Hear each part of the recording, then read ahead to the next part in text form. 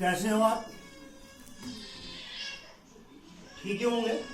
बच्चों, हमारा आज का टॉपिक है एक समान चुंबकीय क्षेत्र में गतिमान आवेश पर बल। एक समान चुंबकीय क्षेत्र दे रखा है, यूनिफॉर्म मैग्नेटिक फील्ड। तो गतिमान आवेश पर बल, कोई मूविंग चार्ज है, उस पर कितना बल लगता है?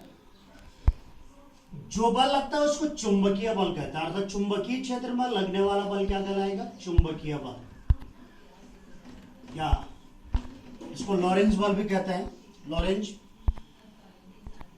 के नाम से इसको लॉरेंज बल भी कहते हैं। क्या होता है? सिंपल सा है, किसी जब कोई आवेशित कण एक समान चुंबकीय क्षेत्र में गतिमान होता है तो उस पर एक बल लगता है जिसे क्या कहते हैं? चुंबकीय बल। जैसे हमने पढ़ा है विद्युत क्षेत्र में जब आवेश गतिमान होता है या आवेश होता है, स्थिर आवेश पर बल लगता है। लेकिन यहाँ पर चुंबकीय क्षेत्र में आवेश जब गतिमान होगा तभी क्या लगता है? बल लगता है। तो कितना बल लगता है? वो लगता है F बराबर QVB साइन थीटा। अर्थात जो बल लगता है वो चुंबकीय क्षेत्र,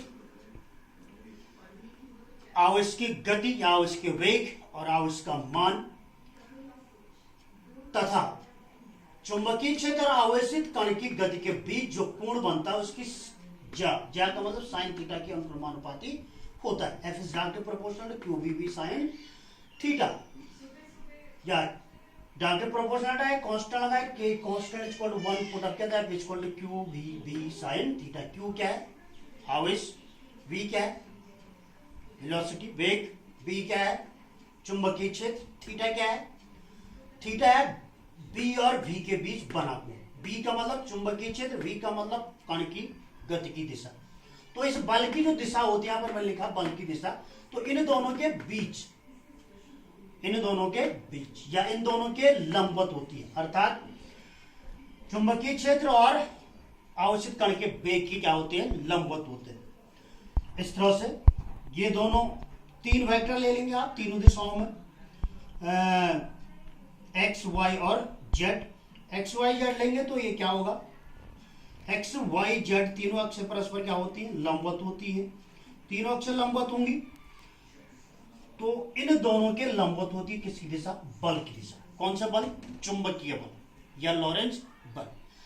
अगर आपको पूछ दिया गया या दिया गया है कि एक साथ अगर विद्युत क्षेत्र और चुंबकीय क्षेत्र आरोपित कर दिए जाएं तो तब इस बल का क्या परिमाण होगा?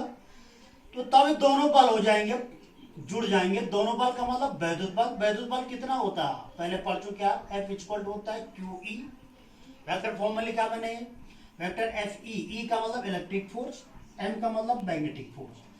QE और चुंबकीय बल अभी आपने पढ़ा QVB साइन थीटा। इसको वेक्टर फॉर्म में लिखेंगे तो वेक्टर फॉर्म में इतना होगा, ये Q और इस राशि बाहर आ जाएगा vector V cross vector B या vector B cross vector V।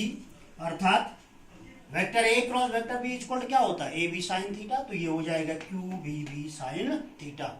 जो रिजल्टेंट फोर्स होगा F equal to FE plus FM, इसको जोड़ देंगे तो ये हो जाएगा आपका QE plus Q into vector V cross vector B। इसको लॉरेंज समीकरण भी कहते हैं। क्या कहते हैं? लॉरेंज समीकरण। ठीक है। F equal to QE plus Q into cross V vector V cross vector B या vector B cross vector V। इसमें कुछ कंडीशन बता रहा हूं मैं। इफ थीटा इक्वल टू अगर जीरो कर देंगे तो साइन जीरो इक्वल टू क्या होता है? जीरो। तो तब F इक्वल टू भी क्या हो जाएगा? जीरो। अर्थात आवेश पर कोई बल नहीं लगेगा। तब इस आवेशित कण का जो पथ होता है वो होता है सरल रेखीय।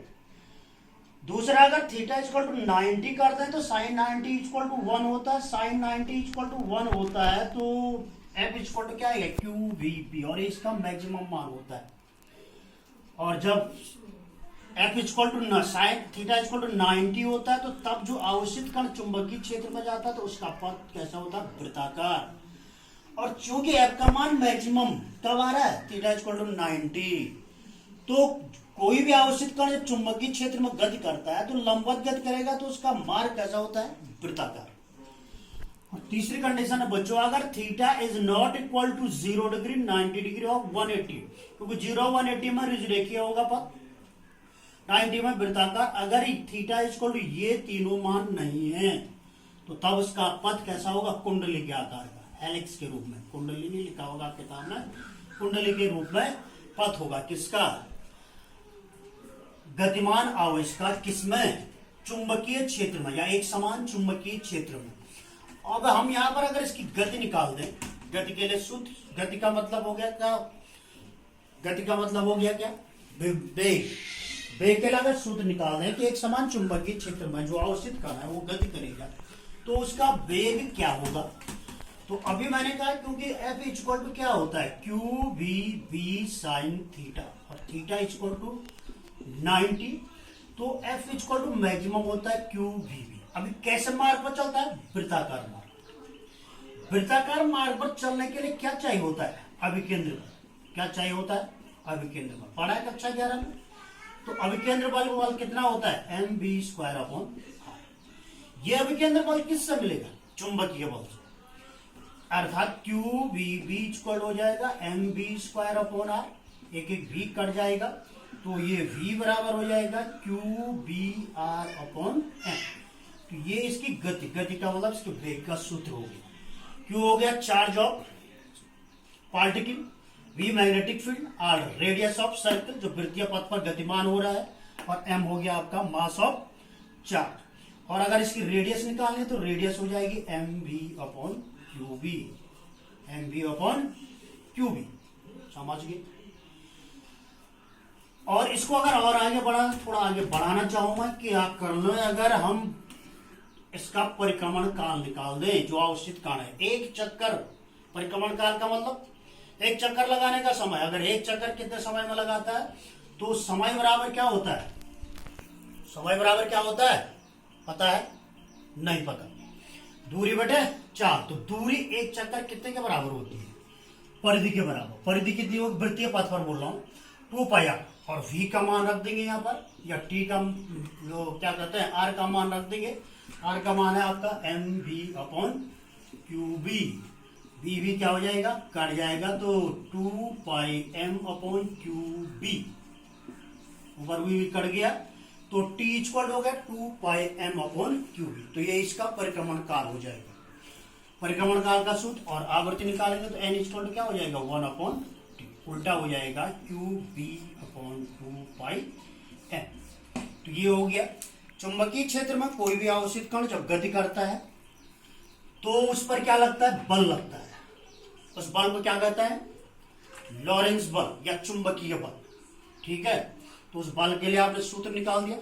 उस क्योंकि जब अधिकतम मान थीटा इक्वल टू 90 डिग्री पर अधिकतम बल आरोपित हो तो वृत्तीय पथ पर चलता है, उस वृत्तीय पथ की त्रिज्या का सूत्र r बराबर mv/qb। ठीक है, ओके।